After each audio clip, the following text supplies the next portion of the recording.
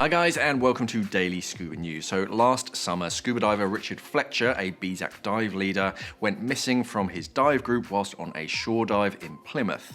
The RNLI and police dive team jumped into action to go and find Richard, and he was later found the next day near where he had actually started his dive. So according to reports, Richard had taken a step back from scuba diving after he was involved in a car crash and actually suffered a stroke.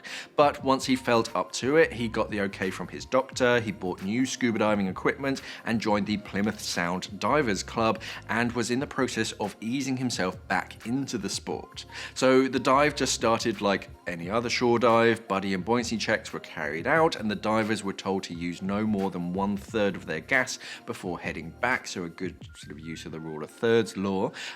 So checks were all done, they all went on the dive, but 25 minutes into the dive, Richard actually tugged on his buddy's fin, showed him that his air was down to 50 bar and that he was going to surface. So his dive buddy Wayne Waugh started to follow him up, but during the descent he lost sight of Richard. The shore team actually spotted Richard come up to the surface, but they were quite worried about this due to the fact that he failed to signal to them that he was okay, and he also appeared to be facing away from the shore. So Richard actually did start to swim, but then all of a sudden stopped and started giving the distress signal.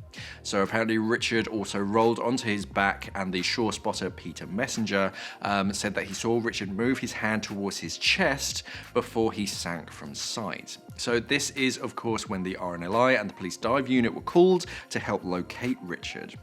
Although people have stated that Richard was very meticulous in checking his dive equipment, the police found some rather worrying things about his equipment. So his BCD had apparently been leaking, which would have caused the loss of buoyancy at the surface. They had been able to tighten his valve by 2.5 turns, and they also found out that his dry suit valve setting would have caused any air put into his dry suit to be dumped completely. So the coroner has stated that Richard has suffered an episode of cardiac arrhythmia caused by narrowed arteries, while the insufficiently tightened valve had actually compromised his buoyancy at the surface. So the combination of the two problems together actually in this case proved fatal, the inquest was told. So yeah, it's again, we always try and sort of tell this as much as possible.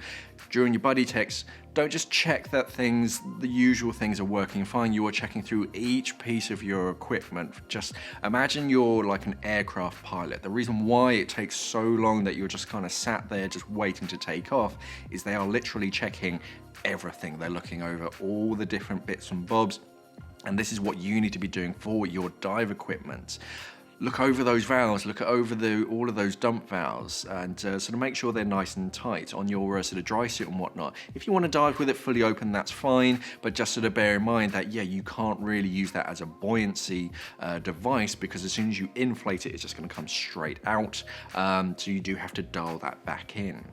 With all of your dive equipment, just make sure that everything is tightened up, there are no failure points, and just sort of make sure that you're nice and safe. Because yeah, his doctor had given him the okay, and he probably would have been fine, but that sort of health problem added on top of equipment failure is probably what caused this incident. So it's always worth just double checking and just making sure that you're ruling out that your dive equipment isn't going to fail, so that you will make it back. So yeah, just stay safe out there, check your dive equipment as much as possible before and after dives, look for any sort of nicks or tears, anything. In fact, just start triple checking everything, and remember never to actually push yourself, your body. If you feel that something isn't going right, then just don't go on the dive, and also check your gauges often. It's rare that you should look down and suddenly be surprised that you're at 50 bar.